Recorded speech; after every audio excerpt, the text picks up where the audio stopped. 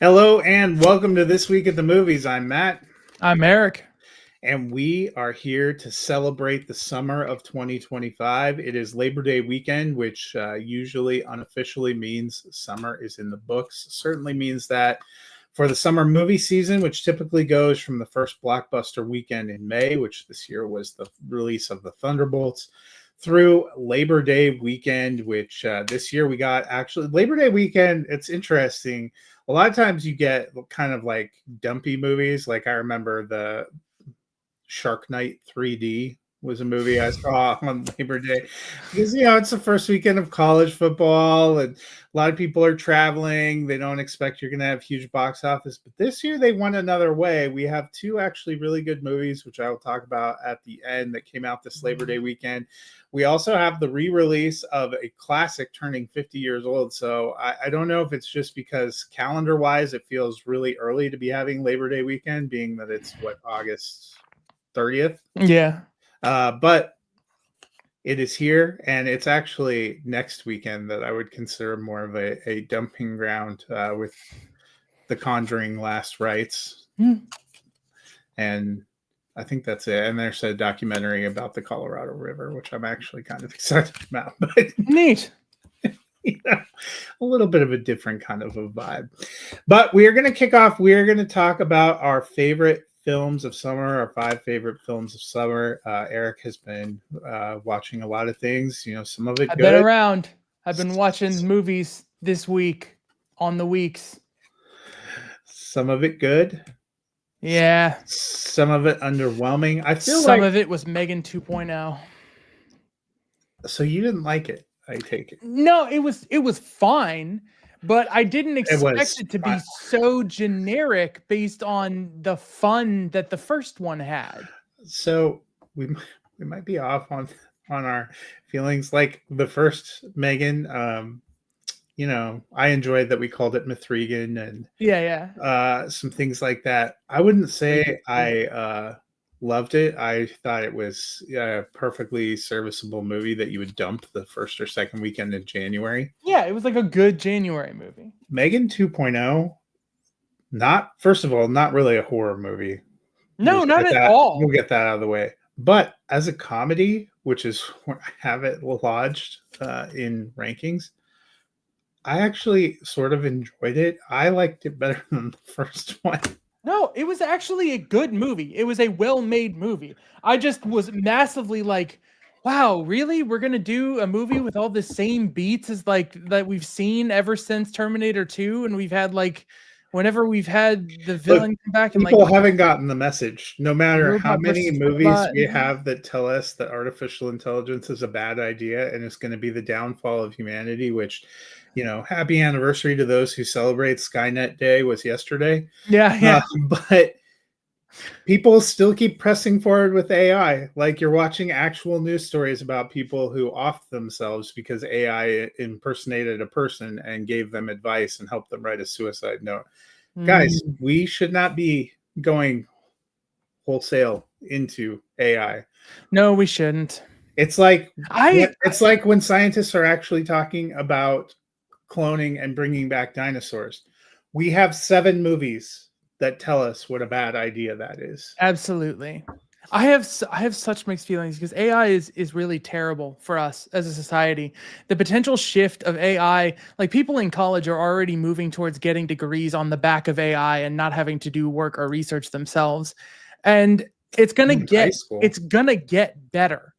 It's gonna be like Wikipedia. Wikipedia comes out, everyone's like, you can't use Wikipedia as a source. Wikipedia starts citing their sources, starts becoming an index that's more reliable, and now it becomes a go-to spot to start your research. You get something like ChatGPT, and you ask it to give you a research background on a subject that you want to, study. And we get a couple years down the line and we start making scientific progress because people are able to consolidate literature reviews and things like that en masse, and they're able to push forward projects a lot quicker. We could see the advancement of so many things that are productive in society that it could be worth it. But so far it's not. And so far it's extremely damaging, and all of the dysfunctional things people want to do with it is like, Yeah, whatever. Movies have a point.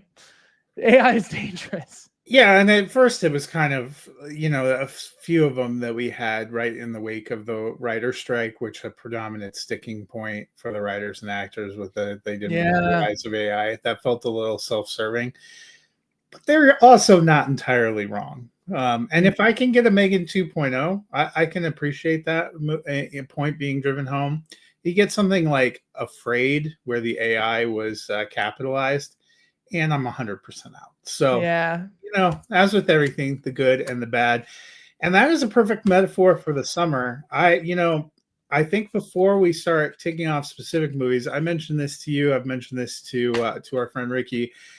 It feels like this year has had a lot of good or enjoyable or fun movies, but not that many like exceptional or great movies. I there's only 7 movies I've seen this year that I've given 4 stars or above, and I'm not free and liberal with my stars, like some people. But that is kind of an indication. Usually after summer and as you're heading into fall, we have a few more movies that we would consider bangers. And I have a lot of movies that I've enjoyed that I thought were good, but the fact that The Accountant 2 is still sitting as my 7th favorite film of the year tells me I hope we get a robust haul in the fall with Yeah. the more serious and engrossing movies can come. And I think at this time last year, I probably didn't have, I still like Dune Part 2, but the further I remove from it and also reading the book has convinced me that Conclave was my favorite movie from last year. Okay. It's the one that I would go back to time and again. We hadn't gotten that. There was a lot of things that came out last fall that ended up being good, but there are usually a few big films of summer or the early part of year that stick around. I think you and I both loved Sinners, which was a little bit before the summer movie season. That is still my Yeah. number one. I'm waiting to see if it gets displaced. But what was your favorite movie from this summer? So, if I can't count Sinners because it's not technically in the top, it's Weapons. It's a very recent release. There's maybe a little bit of recency bias, but I really enjoy Zach Kreger. I've enjoyed that whole team all the way since Whitest Kids You Know days. And especially hearing him talk behind the scenes about how he's written this story and processing the grief and loss of Trevor Moore. Like, I can feel that in the sudden absence and tragedy of the characters and trying to process that. He writes characters so well, so distinctly, and he layers how you learn about them into their actions and their choices along the way rather than having exposition dumps. That movie is structured in an amazing fashion. The balance of humor to horror is better than Barbarian by far. And I think it was just a massive step forward for him in like every way. And like, I was horrified and like on the edge of my seat, as it were. And like, it just was absolutely solid. Everyone gave a solid performance. I love like hilarious, weird things about it, like how just Josh Brolin is just this big kind of asshole who just like elbows his way through the movie and then walks away when he gets what he wants. And like, there's just so many things to get into about it. It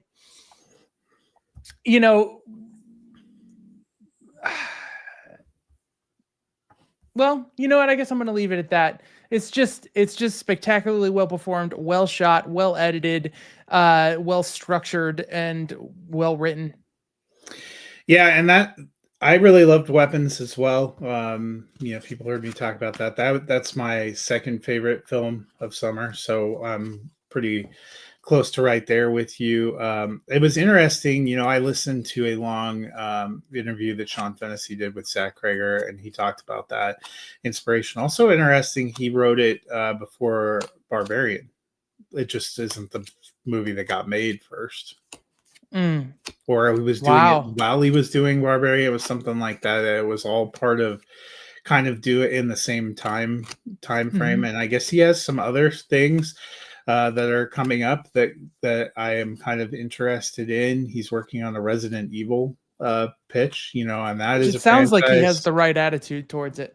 Yeah, and that is a franchise that I've liked some of that we've seen, but I'll be curious to see, but then I liked the first Resident Evil movie from Paul W.S. Anderson with Mila Jovovich. I liked that one, and I liked one of the sequels. I can't, they all kind of blur together, but one of them I liked better than the others. But some of the reboots and some of the things they've done, they tried to do a TV show. They tried to do a reboot of it not too long ago that was horrendous. So be interesting to see. But, much like Barbarian, I thought this one had kind of some interesting twists, some terrifying imagery that can't be unseen. And I thought it also had some funny moments, some funny line readings and things. 7 hot dogs. Yeah. I just thought they did a really good job with the acting and things. And that one is one of my favorites of the year. It's still up in my top 5 of the year so far. But my favorite movie of summer was F1, which is, it's a shame. A lot of people are trying to catch up with it now that it's available on VOD. This is also one of the movies that I've seen this year that if you didn't watch it on the biggest screen possible, you missed out. Because the visuals are stunning and it makes some sense. It's the same director that gave us Top Gun Maverick, and that was a summer blockbuster that was so well done that it remained up in my top movies of the year all the way through to the end. And I think F1 will as well. I've seen it twice. I saw it a preview screening when it opened, but my dad is a big car racing fan. I took my parents and my sister, and they had a lot of fun. I'm watching it a second time. It was just as big a blast. The racing sequences are great. I like the performances back and forth, although I don't think I have any of the actors still in my top 5 for performances for the year. But universally, I thought they were all good. It gives you what you want, like emotion, adrenaline. I know our friend Ricky, this is his favorite film of the year so far. Hey Ricky, I still have Sinners a notch above. I need to rewatch Sinners. Sinners just had so that originality. Yeah. And the music and Sinners may also be part of the reason I'm all in on the Buffalo Bills for this NFL season. I don't. The quarterback for the Bills is married to Haley Steinfeld. Oh, good. I thought it was a Silence of the Lamb reference. I forgot you're not all up on NFL team. Yeah. No, Haley Steinfeld's married to Josh Allen, who's the quarterback for the Buffalo Bills. Yeah. So cool. But no, F1 was definitely there, and then Weapons, not that far behind, is still up in my top 5. Was my second. What was your second favorite film this summer? Okay, so literally after number 1, it gets really hard for me. I have a top 10, and all of them percolate because they're all very distinct. So I'm going to briefly blurb out what is bubbling near the surface. And then I'm going to tell you which one I have to land with. It's their Life of Chuck, Mission Impossible: The Final Reckoning, Superman, Bring Her Back, 28 Years Later, Thunderbolts, Elio, and F1. And ultimately, the one that I have to put in the number 2 slot is Bring Her Back. Bring Her Back devastated me. I hated my experience. I can't even look at that face for too long. It was like horrendous what happened, but it's like the true nature of horror and devastation. Like that movie will leave you absolutely wrecked, but it's so tight and so like I don't know, like it's supernatural, but it's so real. And it's like the from the people who made Talk to Me, I have a lot of problems with Talk to Me, but Bring Her Back is like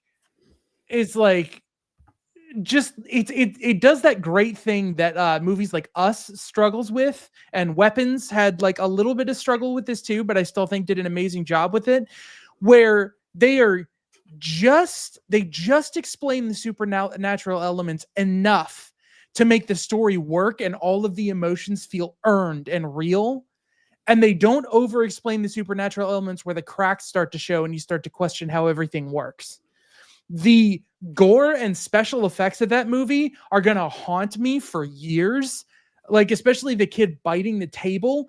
Oh my gosh. Some of the like the stripping the skin off, like there's like I can feel that movie, and I don't like feeling that movie. I feel like it's constantly over my shoulder looking over me. That movie was absolutely devastating, but a movie that can move me that much is powerful art.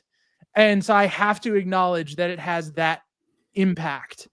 So bring her back. Also, Which just I straight feel like up, I failed you because that's one of the few summer movies I just never saw because it was right in that range when we were traveling all the time. And oh, oh man. Oh man. I didn't care for Talk to Me. So I was like, Yeah, Talk to Me uh, has issues. I'm trying to think what else came out that weekend. It was like I had two choices. And I'm like, you know, I'm just going to see this one. It's It was Sally like, Hawkins, right? it That's was her the name. end of May, I feel like. Yeah, Sally Hawkins is in there. She is honestly probably in my Oscar list. She probably is my Oscar list. I don't know if she Well, counts and as supporting or lead. May was such a weird month. I think I was burned out because I had seen so many horror movies. Oh, I went and saw Karate Kid Legends instead. Ah, That they came out the same good movie. weekend, and that was the one of the weekends we went on a cruise, and I'm like, I'm not gonna be able to see all of them because there was also like four things that came out the next weekend, and then three things that came out the weekend after that, and I had like 10 days between trips. So Mhm. I think I saw Karate Kid Legends. I enjoyed Legends, but we had seen so many horror movies in May. I think that was like all that came out because Clown in a Cornfield, Fight or Flight, which I know is an action movie, but is also kind of a horror movie. Final Destination, Bloodlines, Hurry Up Tomorrow. And I was like, I don't need another horror movie. Well, we had seen so many horror movies in March and April too. Like the first half of the year was really dominated by them. I think I needed a break, which worked well because by the time I came back to Weapons, I was like, I'm ready. Yeah. I'm ready. But sometimes in the summer, I just want like a blockbuster. And I did enjoy Karate Kid Legends. I knew Mhm. there was something. It was like, do I see Bring Her Back or Karate Kid Legends? And I am gonna go watch the That's a good choice. hour and 40-minute lift me up with martial arts. Karate Kid was great. Like that movie is better than it needed to be. I don't need sadness in my life, but I Yeah. will see Bring Her Back. I'm kind of just waiting because HBO Max has the deal with A24, and they drop Okay. they're just getting ready to drop Friendship, which is another summer movie I didn't Right. see. So I'll pick them up, and I Friendship will was so weird. see them. I'll try to brace myself. What I hear you saying is Bring Her Back is not the date night movie I should pitch to my wife. No. No. It was a date night movie for us, and we were not okay. Uh, my number 3 film from summer is one of those summer blockbusters. Is one of the few films I've given 4 or more stars, and I know it's had mixed reviews. You went with the other superhero tentpole from July, and I will be honest, I need to probably watch them both again. Where I'll put it this way: I have been reflecting that even though I enjoy like the Marvel films, I think I am more of a DC person because of when I was born in 81 and the movies, the superhero movies I had growing up, which were Christopher Superman and Reeve Batman. Batman and that run of 90s Batman films. Like one of the first superhero movies I remember getting to see in theaters was Batman Forever. And that hasn't protected my love for it because I think it is the worst Batman and the worst Batman film. But I still have fond memory. I still own it. I've still seen it 25 times. I still have fond memories of going and seeing it in the theater. I just don't I think have it's the a good. cups. I have the McDonald's glass cups with the. Every time I hear "Kissed from a Rose," I'm transported back. But I still don't think it's a good movie. But I think that I'm just more of an asshole when it comes to Superman's background and Batman's background, and I don't have the same affinity. And so my number 3 is long way of saying is Fantastic Four, First Step, Yeah, which I was it incredibly was great. pessimistic about. You were I like was ready to hate that incredibly movie. pessimistic. I thought the trailer sucked. Yeah. But there was something magical about the movie. It has been the Marvel movies this summer. I thought they both worked. I enjoyed Cranked Thunderbolts. up. I enjoyed Cranked up. Thunderbolts. Captain But I America was think like they bleh. okay. Thunderbolts was good. Captain America was not during the summer. So if we were including No, but like but I Marvel's actually thought trajectory. like Ironheart had some fascinating moments and actually Oh, I haven't watched introduced Ironheart. Mephisto. Yeah.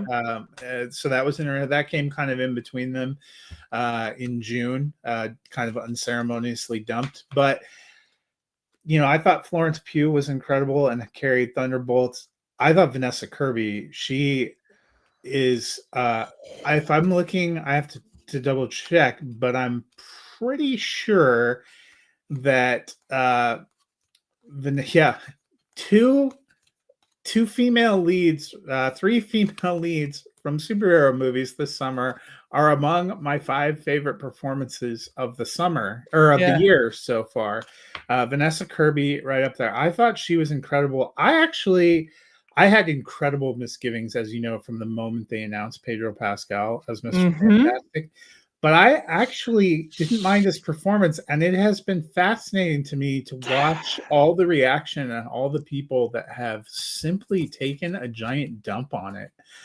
I liked the way they built this kind of retro future Jetsons-y world. I liked the color palette. I liked the style. I liked the way they put it together. It felt like a quick hitter. It was sub 2 hours. There was emotional beats that I thought worked. I was really nervous about Pascal and Joseph Quinn after seeing Gladiator 2, which I still think Yeah, that's right. is a giant flaming bag of dog poo thrown at the audience. But I should have known I couldn't judge because I think Denzel Washington's a fantastic actor, and I thought he was horrendous in that film too. I think it might just be a discredit. When Ridley Scott now mentions making an idea for Gladiator 3, I'm like, I hope you retire before this comes to fruition because it was that bad. But this movie, I liked it. I had a fun ride. I thought everybody was going to love it, and it's been fascinating to me that the reaction has been more tepid, a little polarized. A little polarized, a lot more tepid.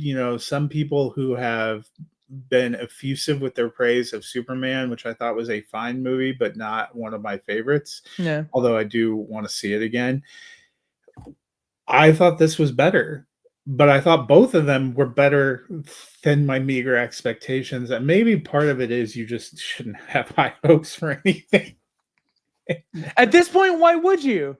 At this point, haven't we all been beaten down by like excess and a lack of quality control? That's the thing. That's why I included Captain America, is because there's this statement with Deadpool and Wolverine like coming out after the writer's strike, moving forward. They had a new creative direction and a new angle and a new trajectory moving towards the next Avengers movies. And we've been watching step by step as those puzzle pieces have had to be put together off of a pile of crap over phase 4 and phase 5 with these hit and miss movies and hit and miss TV shows that are all this hodgepodge of now you have to put like a cherry on top of this weird sundae. And I think slowly, I don't think Captain America was successful but it took a step forward in consolidating everything. I think Thunderbolts brought the emotional core of some very like secondary characters back and showed you how engaging the world and the characters can be. And I think Fantastic Four showed you the imagination that Marvel can have and how true to the characters in the comics that the studio still is. Well, and I am a Marvel completist, even if I'm not a purist. So even though I think Captain America: Brave New World was bravely terrible, I still own it.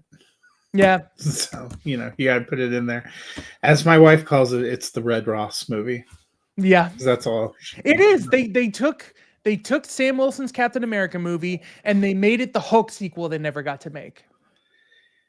And that nobody was clamoring for. It's Yeah, the Hulk sequel without the Hulk, yeah. ironically. So, what is your next pick for summer movies? So my number 3 is Mission Impossible: Final Reckoning, but with an asterisk.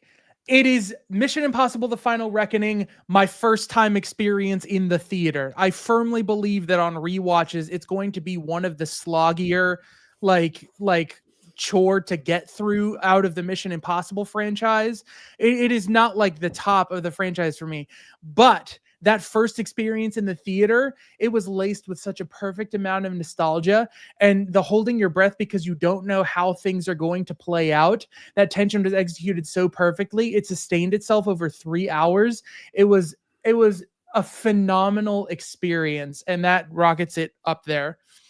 That's another movie that I think ended up having a more polarizing reaction than I was expecting. Because I, like we go and see them right away, and I usually try not to listen to or look at any reviews or anything until after I've seen something, because I don't want to catch something that's going to influence what I'm looking for or looking Mhm. at. And I enjoyed it. I had it up in my top 12 for a while until we've seen a few other things that kind of pushed it down. But I thought it was well done, and I agree with you. Like the nostalgia hits, and also some really fun performances. I thought Ving Rhames and his arc was Big great. Rames, Haley Atwell. Tremel Tillman was Mhm. incredible scene stealer. It had a great cast, had some really great action set pieces. I understand that maybe it was a touch too long and maybe the plot was a little convoluted, but I don't know if I've necessarily gone to the last few Mission Impossible movies for the plot. Yeah. I mean, you know how they have those memes, I go for the plot, and then they say the plot, and they have, like, a pretty actress that's in it. For Yeah, those yeah. movies, it would be, I go for the plot, and then the plot would be, like, Tom Cruise Tom hanging Cruise off hanging off something. the thing. Yeah, hanging off something. So, I thought the action set piece on the submarine and that The plane, the submarine. biplane thing, which apparently they filmed like 4 years ago because they were originally only gonna do 1 movie, and that was supposed to be part of it, was incredible. Yeah, it was fantastic. And that's the thing that impressed the movie about me is that was unbelievable and it was up there on top of one of the most insane things that Tom Cruise has done for this franchise. Probably the most insane thing based on just like the sheer moving parts of it all. Like he's done a moving train, he's done heights with like the Burj Khalifa, and he's hung off of the side of a plane. This time he kind of upped the ante of everything into a combined planes flying at each other, climbing from one to the other. Like it really kind of was the peak of everything. But I was still so invested in what was happening outside of the plane. I was actually waiting more for what was going on in the bunker where Haley Atwell had to pull the thing. My anticipation was actually a little more contained in that because a part of my brain can check out and be like, I know Tom Cruise is going to pull off this stunt. I know that this is going to go smoothly. So, like, the movie got me for more than just the incredible stunt work, and it just kicked it. I just think they rocked it. I don't know. My next pick, definitely not the action film of summer, but I thought it's weird. I guess it's weird to say this, but I thought it was one of the most beautifully joyful and life affirming films of the year for me so far, and that is The Life of Chuck.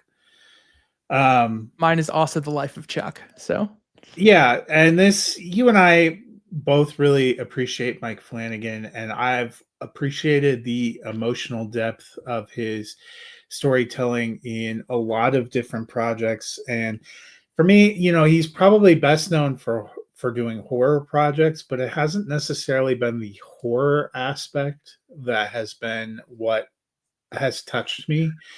And there was just such beauty in some of the visuals here, but there is even more beauty in the ideas and the performances and the relationships here. It was this. I guess you and I are really in a run of picking polarizing movies because it feels like this is a movie that either has washed over people emotionally and they've been smitten with it, or it didn't work emotionally for them at all and they've dragged it. And I get it, but for me, it worked. It's I think it's my number 8 movie of the year so far. Still. Mm-hmm. Yep. So Mike Flanagan, I've seen so many of his projects and I've rewatched so much of his TV shows that you kind of always know the horror in his stories is laced with heart and tragedy. And in this movie, they tee you up for a little bit of horror and tragedy, but this is a movie that is all heart, that is laced with horror. It's the dark edges that try to creep in and the resilience of hope that stands apart from that. It's so well directed. I love what they did with the structure. You talked about the book possibly being structured traditionally chronologically. Mhm. And for me, I thought when I was watching the movie, how would I feel about this movie chronologically? And I feel like the devastation of the sound effect of the first star blinking out of existence. There are so few movies this year that have given me a beat like that, where it's like a shock and a sense of dread and a sense of like helplessness that I don't know that you could replicate if you kind of were able to pick up where the movie is going because you already knew what was happening to Chuck and who he was. So I enjoyed the journey. I don't know. This is another one. I don't know how I'm going to feel on the second time watching it when I already know what's going to happen.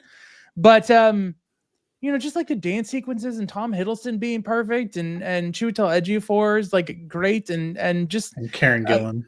Mark Hamill, Karen Gillan, like and Mia Sara, who we haven't really seen since, or who people don't really think about. Is it Ferris Bueller's Day Off? Mm-hmm.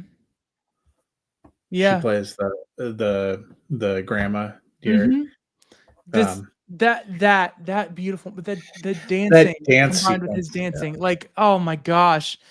Yeah, like it's just a beautiful movie, and it makes me think so many like life affirming. Like I needed that after, a Well, and lot of things. there's something in this idea. So one of my favorite movies of all time is Arrival, and Arrival really touches on the idea that if you knew how it was going to end and that it wouldn't end beautifully, Yeah. would you still undertake what might be a beautiful journey? Mm-hmm. And this movie touches on that too, although you don't know in some ways, I think that makes it more genius as a film because in the book, you would clearly have known once when you get to these adult segments what all these things mean, you know. And seeing it in reverse, you don't you don't fully, especially if you haven't read the novella that it's based on, you don't know that's the choice he's making, much like how they framed Arrival. You don't know that that's the choice that she's made until you get to the end. And that just struck me. There was a lot of charming things. There was a lot of things that I enjoyed in the middle, but when you kind of get to that revelation at the end, it really just sealed it for me. And it was a little movie. It unfortunately got released the same weekend as freaking Ballerina. It was right between Karate Kid, Ballerina, and it got like low How to release, Train wide Your release. Dragon. Yeah. So it's probably a movie that I think might have hit for people more if it had been released in September or October, but that's just not what we got. Or even if it had been released in March or April. It was a bad beat, I think, in some ways that got drop there. I'm hopeful that more people will catch it as it comes to streaming and things like that, and will appreciate the journey. Mm-hmm. My fifth one of summer, I kind of went back and forth. I landed on Wes Anderson's The Phoenician. Oh yeah. Which, I think Wes Anderson has been underrated for us in a certain way, that we always, you know what you're going to get from his movies. They are entertaining, they are wild, they are creative. He's one of the most unique visual storytellers working out there. But I feel like, and this is true of me too, you appreciate it, but it just doesn't always rise to where it probably should, based on the impressiveness of the craft and things like that. I enjoyed Asteroid City when it came out a couple of years ago. I enjoyed The French Dispatch, probably my favorite of his movies. Moonrise Kingdom, The Grand Budapest Hotel. You always get these movies. I look forward to seeing them. I enjoy them while they're there, but sometimes they just don't make those top cut lists. And Phoenician Scheme, probably not a movie that you're thinking. This actually was released the same. Life of Chuck came out the same weekend as Ballerina and The Phoenician Scheme. Mm-hmm. You're right in between How to Train Your Dragon, Karate Kid, and Mission Impossible. So it's like we were blessed with like a run of really fun things, but there were too many things going on in the summer. But I enjoyed this one. I thought Benicio del Toro and Mia Thrappleton were great here. But Michael Cera might be my MVP. He steals the movie. Oh my gosh. The movie. He's still up there as one of my favorite supporting actor performances of the year. Yeah. So I really had a lot of fun with this movie. It has remained up in my top 10, going through. And if you haven't seen it, it is now streaming on Peacock. It is worth going and checking out. You will have a good time. Mm-hmm. So what is going to be your pick for the last of the best of summer? So I'm having a gut feeling, and I might regret this later, but whatever. Because I like Superman, but I just got this in the mail after ordering it this week. And it has been reminding me of so much. Like, it's been a few months since it came out, but the impact and the weight of the characters of this like came with me. It's Thunderbolts. Thunderbolts has a stacked cast of like characters that are getting redemption for movies where they gave performances that were either edited down into different, like, you have Wyatt Russell, and you have Ghost, her actress. I don't remember her name. Ghost.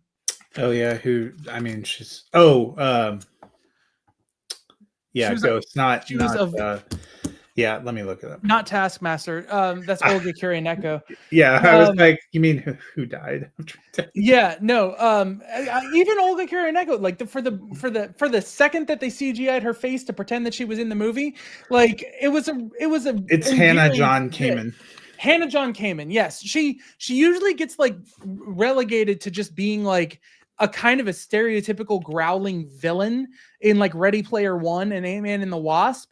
And she got to bring so much more to the returning character. Wyatt Russell got to bring so much more. David Harbour got to bring kind of more of the same, but he still was such a great heart to the group. And Lewis Pullman and Florence Pugh might have given some of my favorite performances in a superhero movie in years. The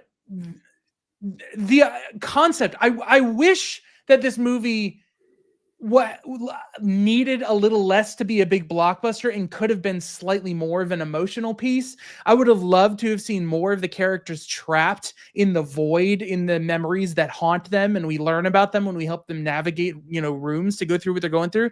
I mean, but there was just enough to get the point across, and just having Lewis Pullman consumed by that darkness, and so many things that you can choose to take away from the movie or just enjoy the emotions on the sleeve of the movie. it's incredible. And Florence Pugh, her journey towards becoming a hero stands out among the origin stories of other characters. Like Iron Man is someone who needs to learn responsibility. Thor is also someone who needs to learn responsibility, but he's one who learns that he needs to give up his responsibility. Captain America is someone who has to learn to hold his ground and stand for something and be something for people to look up to. The Hulk is someone who needs to learn to control his impulses, and Yelena, Florence Pugh, I don't even think she has a superhero name. I think she's just Yelena. Yeah. I don't think she does either. But she sold for me an arc that never quite landed with Scarlett Johansson as Black Widow, which is how can I reconcile my past and become something that is fulfilling and like a Maslow's hierarchy of needs self-actualization tier thing. Like, how can I become somebody that I truly think is a person of merit and valuable? Like, how can I become a hero because that fulfills who I am as a person? And you do that by caring for other individuals, and that personal connection with Lewis Pullman. There's so much depth that is not really actually in the movie because it just follows the beats of being a blockbuster, but it's just enough there for you to really think about the characters and pull this stuff out. And I think that's why it kind of lands just above Superman for me. Yeah, and I really enjoyed Thunderbolts as well. Another movie I've seen a couple of times. We saw it in theaters, and my wife enjoyed it enough, having seen it in theaters, that when we were on our Disney cruise this summer, Disney Cruise Line plays all the first run movies that they own on the cruise. That's part of your cruise ticket. So we went and watched Thunderbolts again at the Disney Theater on the cruise ship. And still had a blast with it. I think it's really good. Some people have loved it even more, have talked about it as a top Marvel. If you listen to our friends on the Popcorn People podcast that's on our network, Ricky and Dom, both of them have Thunderbolts as top 5 Marvel for them. And I think it's a movie that's really resonated with people. It asks some deeper questions about ourselves and our emotional states that I think are kind of beautiful. That's, I think, one of the reasons my wife really loved it. She said she loved the characterization of depression, and how it can consume you. And, I think the performances are really wonderful. Florence Pugh is up in my top 5. And I think, just as a bonus, we'll end this summer segment by talking about Superman, because I don't know if you can even really talk about summer without it. I think both of us liked it. I recently got it. I feel like I need to watch it again, because I mentioned some of the baggage, and there were some things I really rubbed against, but it is probably one of the summer movies that I have thought about the most, and have, almost, there are very few circumstances where I don't score a movie right after I watch it. It was 24 hours after I watched this before I decided on what I was going to score it, because I just couldn't decide how I felt. And there are some things that I thought were transcendent. I mentioned that I have 3 female performances from superhero movies this summer in my top 5 favorite of the year. Number 1 for me, my favorite female performance of the year, is Rachel Brosnahan as Lois Lane. I thought she was incredible. I thought they were incredible together. There are some visuals in this that are incredible. There are some sequences in this that are incredible.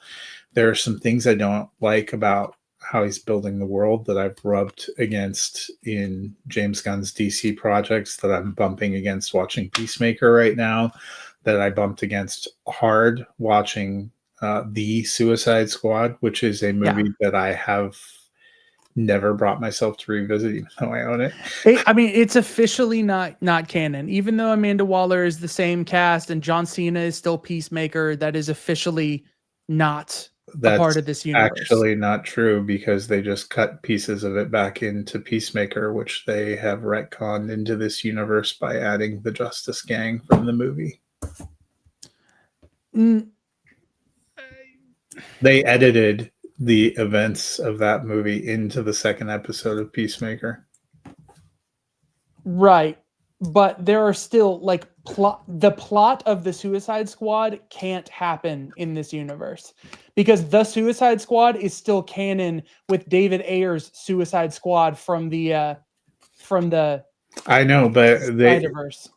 This was what I always said was going to be a problem, but he's retconning all of his things back into it. They literally cut a sequence directly from that film into episode 2, and they went back for Peacemaker season 2 and erased the Justice League and put in put in his Justice Gang, and they have Hawkgirl and Guy Gardner and the new Maxwell Lord in Peacemaker. So man, that is so annoying.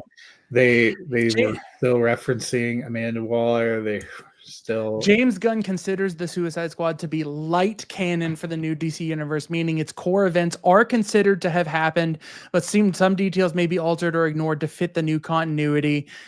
Yep. That's so annoying. That's so annoying. That's what I'm saying. You can say it's that you don't think it is, and I get that argument, but if they were going to start over, he needed to wipe Peacemaker and stuff, which he's never going to do, because who is the number 2 on the call sheet for Peacemaker? Number 2 on the call sheet is I don't know. I haven't watched his wife. Jennifer Holland. Harcourt. So he can't get rid of him, and he's put her into everything. That's the whole thing. They're gonna have a hard time because, like, they went to purposely retcon Peacemaker's first season into the new DC. When they did the previously on, they erased the original Justice League, and they put Justice Gang, and then they had the Justice Gang people in that premiere episode. And in this episode, they literally played the sequence of him killing Rick Flag Jr. They cut it into the episode. So, but leaving those things aside, those are frustrations that I've had. There are frustrations that I have about some of the world building. But I think they you go through all this effort to make a Superman movie that is like an amazing introduction to a whole new world to explore, and then you just go like, nope, that's not the first one. You have to know about the Suicide Squad. Well, they put Peacemaker in it in the Superman movie. I mean, I knew they were retconning all those things together. But they kind of promised that season 2 of Peacemaker was going to be a multiverse hopping thing where the original Peacemaker jumps into and replaces the Peacemaker that we saw in Superman, and like that was how he was going to be a part of this new canon, and the other stuff was not going to be canon. And then they just decided not to do that. They are doing a multiverse thing on Peacemaker, and he's jumping into another universe, but it was made pretty clear that his universe is the one that, what are you gonna do? But James Gunn. It's tough for me because, Guardians of the Galaxy is one of my favorite movies of all time. Mm-hmm. And it's still by far my favorite Marvel movie. But I do wonder I had never even heard of Guardians of the Galaxy before I saw that movie. So there was no way anything in that movie was going to ruin my impression of that. But there are things that I really like about the Superman archetype and backstory that they altered here that rub me the wrong way. But there are things that I just really loved about the movie too. And I feel like I'm going to have to watch it again and wrestle with it. there are a handful of movies where I end up either raising or lowering my score, after I've considered them. And I wonder if that's going to be the case with Superman, because I've wrestled with it and so many people have loved it. I liked the Snyderverse more than most people, I think. Um, not as much as like the hardcore legion of fans that are just waiting for everything to fail. But it's a different vision. I didn't think it was a bad movie. I enjoyed it more than I was expecting, and there were things about it that I just really loved. But it's going to be interesting. And, it might be one of those movies that it's hard to fully appraise how you feel about it until we've seen a little bit more of this DC get pushed out too. I don't know. Everything else about the DC universe, I'm on edge because I don't want James Gunn to touch it.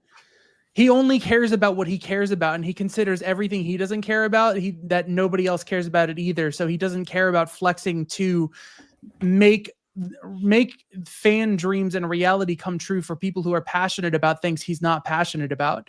And for him to just like sweep in and just make arbitrary decisions without like giving like an actual hard, because I'm sorry, if the Suicide Squad is canon, then the Snyderverse is canon. Yeah. It just is, because Suicide Squad has Ezra Miller's Flash in it and Ben Affleck's Batman in it. And like when you directly connect these movies as direct sequels to one another, like you have to make a clear statement on what you want, but he clearly doesn't care enough. He cares about, he wants Peacemaker, and he cares about, he wants that story that he cares about to be true, but he doesn't care. So I'm interested in Clayface, and I'm interested in Batman Brave and the Bold. And in Superman, the key thing is Superman works. Superman and Lois Lane works. Now, Mr. Terrific, who's clearly someone he cares about, works, and Guy Gardner is extremely well done. Hawk Girl is really well done. I'm maybe interested about that Lanterns series too, because they're going to have a few people as Green Lantern. And I like, and James Gunn's not directing it, so I'm 100% excited. Well, even more interesting, Damon Lindelof, and I can't remember who the other writer is, worked on it, and so that was a creative team that I was interested in, and I like Aaron Pierre, who they're going to have as the other Green Lantern, and Kyle Chandler's in there, which I think could be a lot of fun. So I'm cautiously optimistic about that. Chris Mundy, that was the other creator who's done some.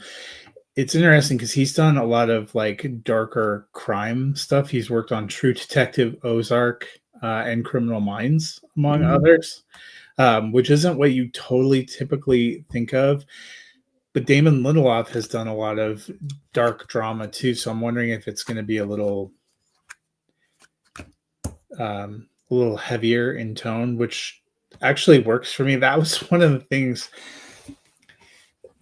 things I liked about the Snyderverse, is it felt a little somber and darker. It felt like a different kind of superhero world than what we are constantly getting with Marvel. Yeah.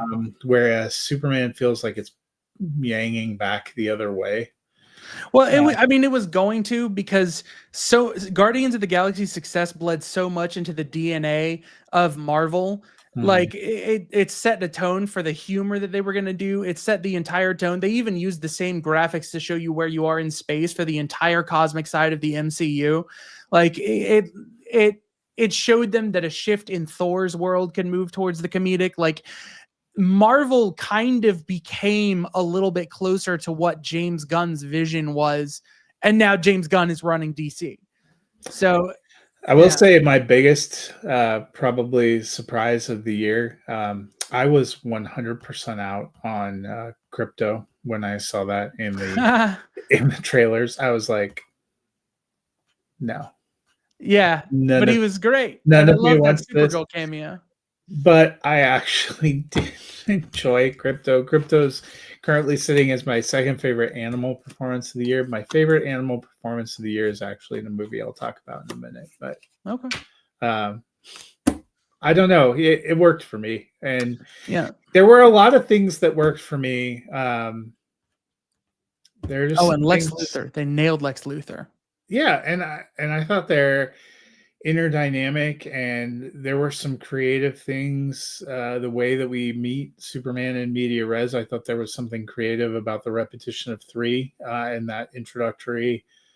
It was a lot to take in when you're reading, but I will say when they make another one, which said they're doing, it would be nice. Him as Superman worked, but we don't know how he'll work or if he works as Clark Kent, because there was like This is a little bit, yeah. there pretty much nothing. Well, One he made one trip to the newspaper office. We barely saw the Daily Planet people. You see Lois a lot because she's doing other things. You see Jimmy a lot because he's out doing some yeah. other things. But also, no one ever noticed that Clark was just like completely gone from the. Mhm. I mean, even in other ones where he's missing, they cover for him. They make an excuse. There's, I don't know. It was Mhm. that we might file under something he doesn't care about. Yeah. All right. Well, those are some of the films of summer. I'm going to talk about films from this weekend, but first, it is time for Explain a Movie Plot Poorly. I'm going to give you the clue, and I will let you sit on it while I talk about this weekend's releases. A young girl doesn't win the lottery, but she claims it anyway. So I mentioned this Labor Day weekend. We got a couple of big releases. The first one is from director Darren Aronofsky, a guy who has made some fascinating films. I have not often resonated with a lot of his films, but I was curious because I enjoyed the trailer for Caught Stealing, which is based on a book. It is set back in the late 90s in New York City. And we follow a former baseball player turned bartender, Hank, played by Austin Butler, who is kind of trying to live a quiet life. The film was written by Charlie Houston, who also made the novel, so probably Hughes pretty close to that. Hank, has a girlfriend, Yvonne, played by Zoe Kravitz, who is a paramedic. He's trying to figure out what to do with his life. His neighbor, Russ, kind of punk rocker from England, is heading out of town, asks him to watch the cat. Russ, played by Matt Smith. And that ends up drawing him into this big criminal world, because it turns out Russ was a middleman for an important deal between a couple of warring factions. And you go on kind of this wild ride. I will say it went in some unexpected directions. There are some tough and some sad things. This is actually one of my favorite Austin Butler performances. We've made some jokes that since he was Elvis, it's been hard for him to seemingly shed that Elvis vocal inflection. I did not pick that up in this one, which was a refreshing change. This is probably one of, or possibly my favorite Darren Aronofsky film. I have not, I know there are people that swear by The Wrestler and Black Swan. I saw those movies. Once was enough for me. I'm good. I'm not going to the Black Swan re-release parties this fall, but I had a good time with this one. I'm giving it a thumbs up. I thought it was a fun ride. It has a really great cast. Liev Schreiber and Vincent D'Onofrio pop up, and Carol Kane in the third act. I really had some fun with them. Regina King has a nice part here. Griffin Dunne plays the bar owner who he works for, has some fun interactions. It is a great cast. Butler kind of really carries this all the way through, but I had a lot of fun with him in this movie. Do you need a clue, or are you still pondering? I need the second clue. Hint: a lot of kids die. Oh, The other movie that came out this weekend is The Roses, which is another one that is based on a famous novel called War of the Roses, which was previously adapted as a film starring Michael Douglas and Kathleen Turner, which co-starred Danny DeVito, who directed it. Of course, the novel written by Warren Adler. This new adaptation comes from Tony McNamara, director Jay Roach. It follows the same idea: a married couple, Theo, played by Benedict Cumberbatch, and Ivy, played by Olivia Colman. We pick up the beginning of the movie at a marital therapy session that just is not going well, but indicates that they have some cracks in their relationship. We go back, see how they first got together, see how they kind of moved from England to California and started building their lives. It follows a similar trajectory of the first film, but makes some modern updates and changes. At one point in this movie, Olivia Colman had been the stay-at-home mom, and she was just getting into starting her own restaurant. And Theo was a successful architect. He has a disastrous occurrence with one of his projects that ends up costing him his job just at the same time as his wife's new restaurant is taking off, and they kind of flip roles. And he ends up having to channel his energy into raising their two kids, and she channels hers into building this kind of restauranting empire. And you see these kind of cracks in the facade and the misgivings and the way they don't fully communicate how they feel, and they don't work on their own relationship and how it spirals into something very dark at the end. Kate McKinnon, some fun sequences and support, but I really enjoyed Andy Samberg here. He plays Benedict Cumberbatch's friend and sounding board, and then at one point his lawyer. I thought Cumberbatch and Olivia Colman are great here, going back and forth. I thought the writing was crisp. The ending is a little abrupt. It's similar to the ending of the first film. It is not a happy story per se, but I'm giving this one thumbs up. I actually really liked this one. I liked both of these movies, but The Roses is the one I like slightly more. I think they are both well worth checking out. I had fun with them. Awesome. I assume you know what it is now? The Hunger Games. It is The Hunger Games. That's why I thought the lottery one is like so random.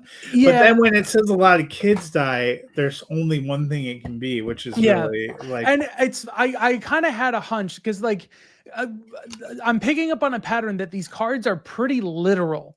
Yeah, like you have to think of it. There literally was a lottery draw, and she didn't win it, but she volunteered as tribute. Like. I was sitting here thinking like the Wizard of Oz, like she was down on her luck or whatever, but she ends up defeating the witch and finding her way home. Like the way home was with her all along. So like the wizard didn't give her what she wanted, but she got it anyways. And I'm thinking like, I'm way overthinking this. I should just get the second clue. Like the other one I considered is a man tries to get fired, but he is promoted instead. But Fight Club? Oh no, Office Space. Oh yeah. I thought literal. I thought you would have gotten that a little too easy. The hint. What's the second clue? Yeah. They launder money. Yeah. That I would have gotten it. Yeah. Well, usually the hint kind of gives it away, but yeah. Well, before we get out of here, a couple things we'll check in on. I talked about the movie Honey Don't, which comes from Ethan Coen and Trisha Cook. This is the second of their planned trilogy of B lesbian movies. Both you and I saw and talked about Drive Away Dolls. I thought it was okay. I like this one a lot more. I just really like Margaret Qualley. Yep. And I thought Charlie Day and Chris Evans were fun here. Mm-hmm. But what did you think of Honey Don't? I really liked it, except for how far overcranked the very ending was. I thought Aubrey Plaza was great. Margaret Qualley was great. I was really on board. Didn't really fly for me. There's this similar thing that happened in Drive Away Dolls in this movie where the plot really picks up steam like it's going in one direction, and then that gets subverted and goes in different direction right at the end. Mm-hmm. And I'm not sure that it lands. I think when you have a story that's building and picking up steam like that, you kind of want it to, get where it's going. Like she's investigating these mysteries of these murders, and then she has to side check and find her niece. but then that happens to stumble her into the truth that she was never going to find anyways about the mystery. And it just feels like a very rickety, bumpy landing. Well, and there's a lot of threads in the plot, and they also, don't come together. They And don't. that was kind of a Aubrey Plaza's motivation doesn't make any sense. There's basically an entire, what I would consider 50% focus of the movie that is, I guess, charitably to be called a red herring. Yeah. When you get to the end. And so that was like, oh. Yeah. Okay. But still, I liked it way better than Drive Away Dolls. I love the pulpiness of it. I love the visuals. I could have done without the extended open credit sequence. I thought it was clever what they did. Maybe you could have done that like 3 or 4 times, but I didn't need the whole thing. The movie's already only like an hour and a half long. Like it didn't. Not even. I mean, these movies are in the 80 to 85. Yeah. I think this one was technically 88. Yeah. But 4 or 5 of that is credits. But yeah, good pulpy. Yeah. And I do hope they get to make their third one. And we'll see. I mean, I think they're gonna get to that's the kind of thing, like just on the back of the reputation of Ethan Coen. Like if the movie's realize how long it's been. So the Coen brothers have not teamed for a theatrical release since 2016. Hail Caesar. They last worked together on the Netflix special, The Ballad of Buster Scruggs. Right. 2018. That is still a long time. 7 years ago. Yeah. Yeah. I mean, that's a long time. And I don't see anything on the filmography that indicates they're close to another project. Yeah. I mean, maybe he wants to do what he wants to do. And maybe there will be another like reunion thing. Like, I don't know. Like I just feel like Joel might be happy being kind of like retired. Yeah, because he made his that he wanted to make for Apple a couple of years after Buster Scruggs. I think it was pre-COVID. It was Macbeth, the black and white. Oh, the Denzel Washington one. Denzel Washington. That was Joel Coen. Okay. And I don't know if he's even made anything since that. It's hard because they were a couple of my favorite filmmakers that made some of my favorite films of all time. Yeah, Tragedy of Macbeth. I guess it was post-COVID. It was 21. That is the last that he's done. Well, IMDb says there's one upcoming. Should we feel happy or excited about that potentially? Jack of Spades, which looks like it's just him and not his brothers, but maybe that's where they're going. It's kind of like when you have a band and they break up. Yeah, they've done solo projects, and the solo projects are okay, and you see pieces of what you liked about the band, which is how I felt about Honey Don't. There are elements of it, and the whole style of the humor and the dialogue and the crime gone wrong kind of thing. Yeah, all reminds me of that. It just doesn't all quite come together. Yeah. There is one other thing in theaters this weekend, a movie both of us enjoy, and that is Jaws. It's the 50th anniversary year. You can stream it on Peacock, but it is returning to theaters for a limited engagement starting this weekend. If you have never seen it on the big screen, I actually have seen it on the big screen on one of those rewinds. I think it was for the 45th anniversary.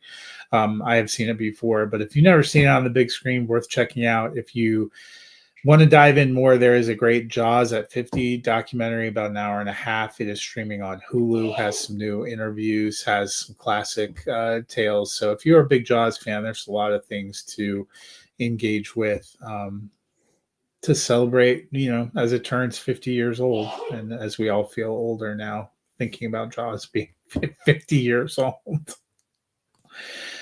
So any Jaws thoughts for you?